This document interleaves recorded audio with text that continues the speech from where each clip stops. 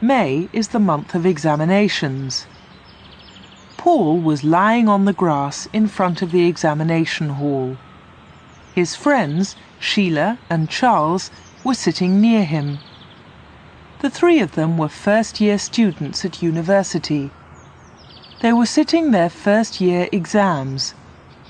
Paul and Charles were 19, and Sheila was a year younger.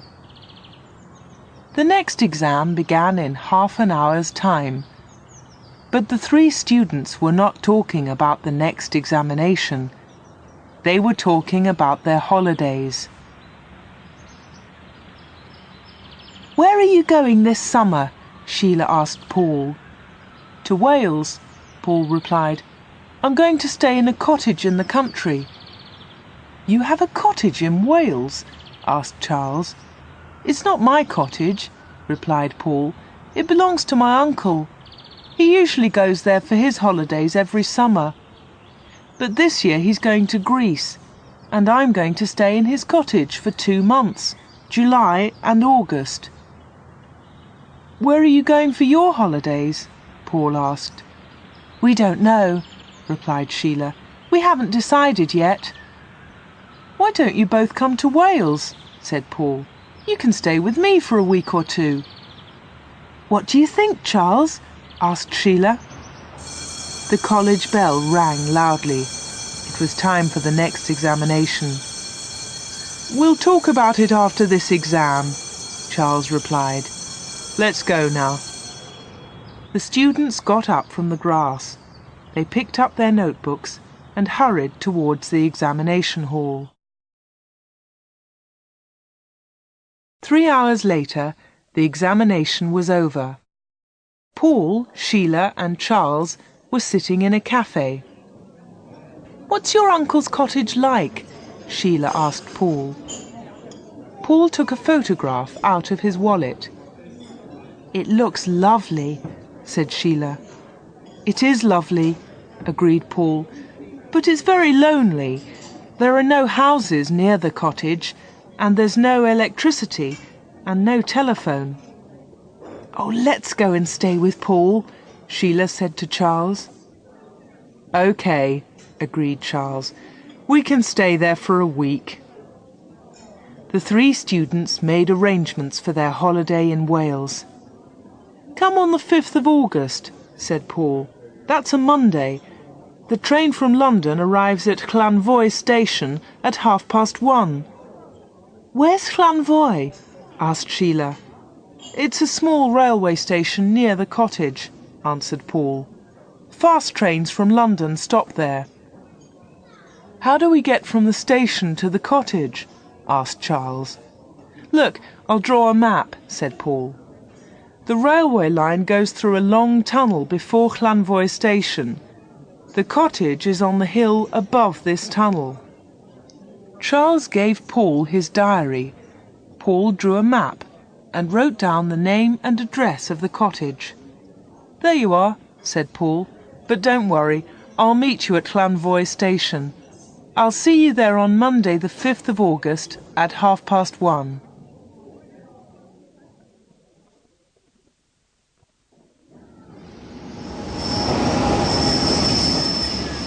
It is the 5th of August. Sheila and Charles arrive at Llanfoy station in Wales.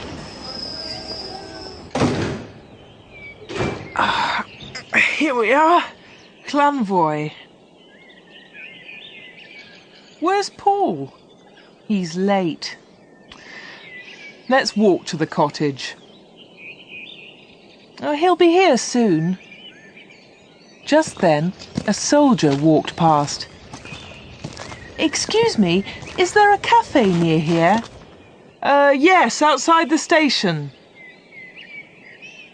"Charles, what's in those bags?" "I don't know."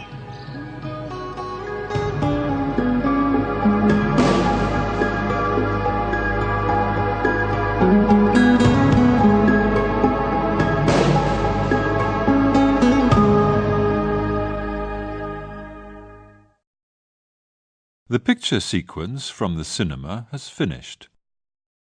You can look at it once more if you want. Sheila and Charles went into the small cafe. There was a young girl behind the counter. Sheila went up to her. "Has a young man been in here this morning?" asked Sheila. A soldier?" asked the young girl. "No, not a soldier, a student," replied Sheila. "Oh, we see a lot of soldiers here," said the girl, "but no students." Charles asked for 2 coffees. He sat down with Sheila at a table near the window. "Paul's forgotten about our visit," he said. "We'll have a coffee, then we'll walk to Hilltop Cottage." They sat at the table and looked out of the window. Some soldiers were loading bags into the lorry. Other soldiers were standing on guard. The girl brought the coffees. "What's in those bags?" Charles asked her.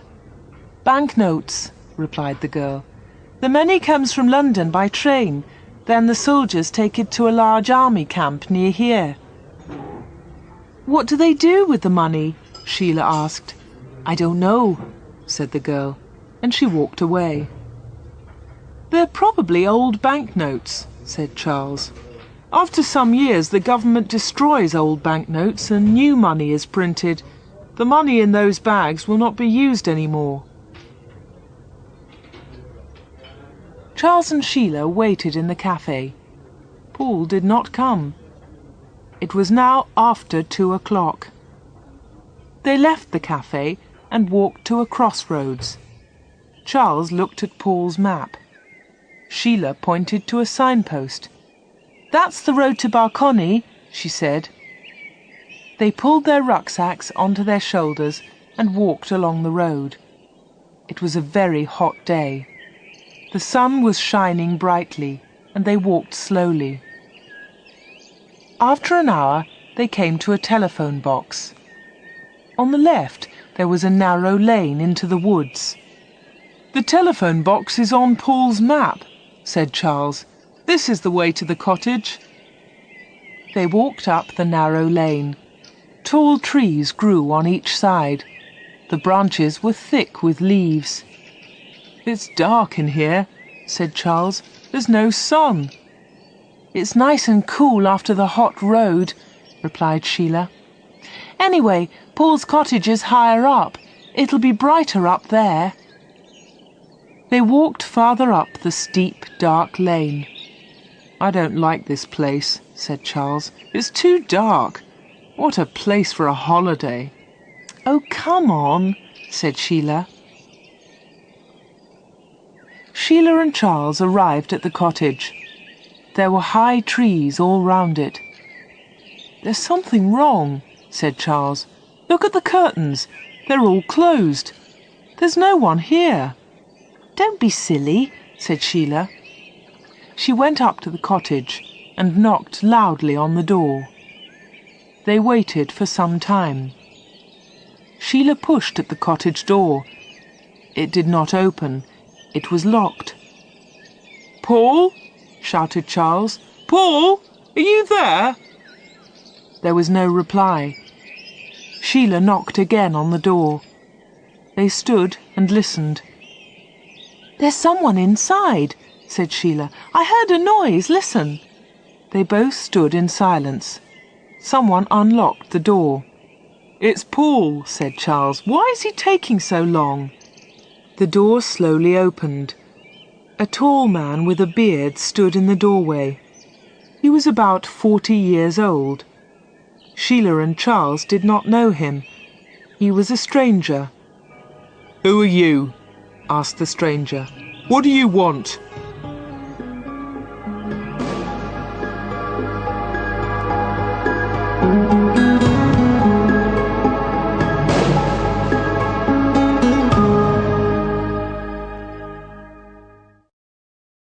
The picture sequence from the cinema has finished. You can look at it once more if you want. Sheila looked up at the tall man. "Is Paul in?" she asked.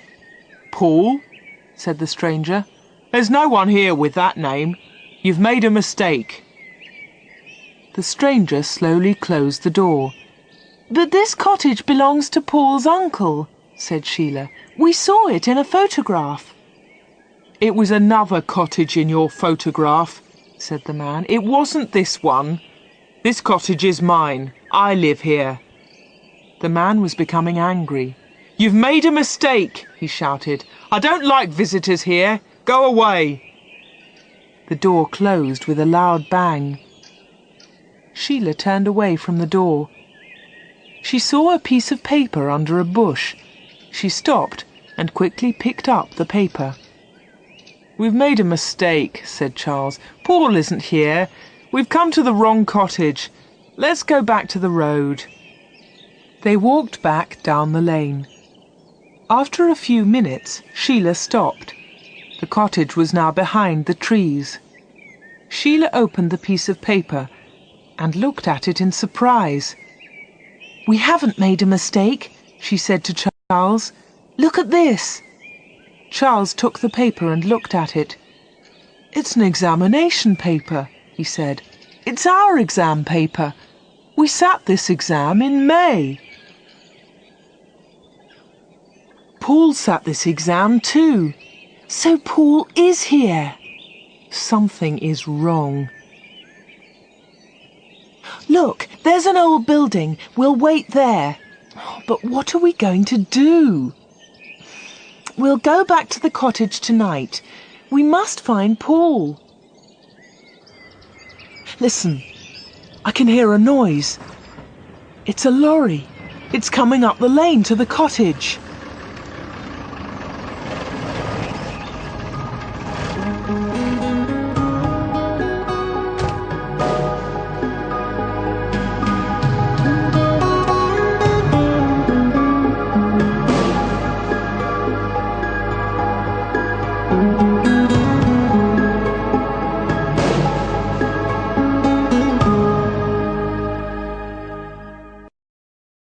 The picture sequence from the cinema has finished. You can look at it once more if you want. Sheila and Charles waited in the old building. Slowly it became dark. They walked quietly back to the cottage and hid behind a bush. A lorry was parked near the cottage door. They waited quietly in the darkness. Suddenly a man hurried up the lane. He knocked at a window of the cottage. The door opened quickly. Everything is okay, Frank, said the man outside. Bill has telephoned from London. He's put sleeping pills in the guard's coffee. Good, said Frank. We can start now. Get the bags out of the lorry and into the cottage. What's happening? Charles asked Sheila. Bill's put sleeping pills in the guard's coffee. What does that mean? And what's in those bags? I don't know, said Sheila. Listen, they're talking again. What about that young man? One of the men asked Frank. We'll leave him in the upstairs bedroom, Frank replied. He's tied up tightly. He'll be found tomorrow. By then, we'll be far from here. Paul's in the cottage, Sheila whispered to Charles, and he's a prisoner. 4 men carried all the bags into the cottage. They closed the door behind them and locked it. Paul's in one of the upstairs bedrooms, said Sheila. We must help him. How are you going to get into the cottage? Asked Charles. They've locked the door. I'll climb up onto the top of the porch, said Sheila. Then I'll get in through a window. Sheila and Charles waited for half an hour. Then they walked up quietly to the front door. There were no lights in the cottage. Help me up, Charles, said Sheila. Sheila stood on top of the porch. She reached up and pulled at the window. It opened slowly and made a loud noise. Sheila waited for a few moments. Nothing happened. She opened the window wide. The curtains inside were closed. She opened them carefully and climbed into the bedroom. In the dark room, Paul was lying on a bed. He was tied up tightly, and there was a gag over his mouth. Sheila quickly took off the gag. "Shh," she said. "Don't make a noise. There are some men downstairs." "It's all right," said Paul. "They won't hear us. They're not in the cottage. They're out at the back." Sheila slowly untied the ropes round Paul. "What's happening?" she asked him. "Who are those men? What are they doing?" "They're going to rob a train tonight." "Rob a train?" asked Sheila in surprise. "They found an old shaft behind the cottage," said Paul. "The shaft goes down into the railway tunnel. They're going to change the signal in the tunnel. The signal light will be red and the train will stop." "Now I understand," said Sheila. "Someone has put sleeping pills in the guard's coffee." That's part of their plan," said Paul. "The train will stop in the tunnel and the guard will be asleep. The men will steal the bags of money from the train and escape up the shaft." "But these men have taken bags into the cottage," said Sheila. "What are they for?" "The bags are full of paper," said Paul. "They look like the bags of money. The soldiers won't find the paper until tomorrow morning. Then these men will be far away from here." "We can run down to the telephone box," said Sheila. "We can telephone the police from there." "There isn't enough time," said Paul. "We have to stop these men. We can put heavy stones over the shaft. Then the men can't get out." "And Charles can run down and telephone the police," said Sheila. Now all the knots were untied, and Paul was free. They climbed out of the window. Charles was waiting for them in the darkness.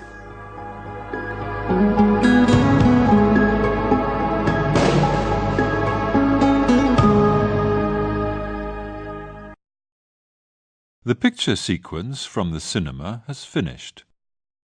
You can look at it once more if you want.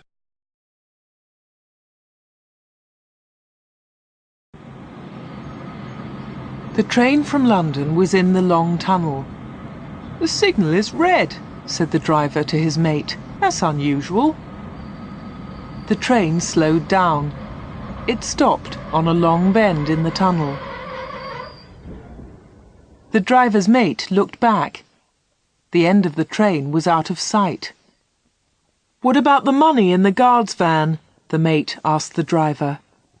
"Don't worry," replied the driver. "Pete's a good guard." The driver watched the signal. It was red. The train waited in the long tunnel. Frank and his men were in the tunnel. They were waiting at the bottom of the shaft. The train slowed down and stopped. The guard's van was in front of them. Frank quickly climbed up. He opened the lock on the door of the guard's van. He looked inside. "It's all right," he said to the others. "The guard has drunk the coffee. He's sleeping." Frank threw down the bags of money. "Throw up the bags of paper," he told his men, "and move quickly. We haven't much time." A few minutes later, Frank and his men were at the bottom of the shaft. They were carrying the bags of money. "Get up to the cottage," Frank said. "I'll follow you in a moment." The signal changed from red to green. The train moved towards Llanvoy station. "Good," thought Frank. "The plan has worked." At the top of the shaft, Sheila and Paul were working fast in the darkness. There was a heavy iron cover at the entrance to the shaft. They pulled the cover over the entrance and put some heavy stones on top of it.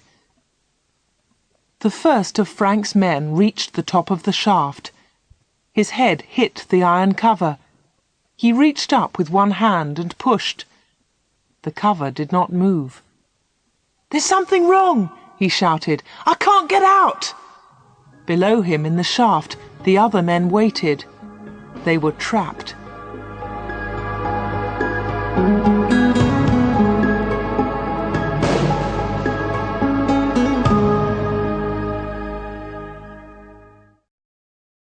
The picture sequence from the cinema has finished.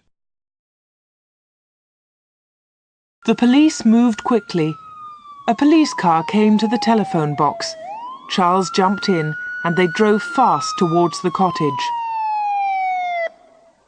The police arrested 2 men at the top of the shaft. An hour later, Sheila, Paul and Charles were in the police station at Barcony. "Thanks to you, we've got the men and the money," said the police sergeant.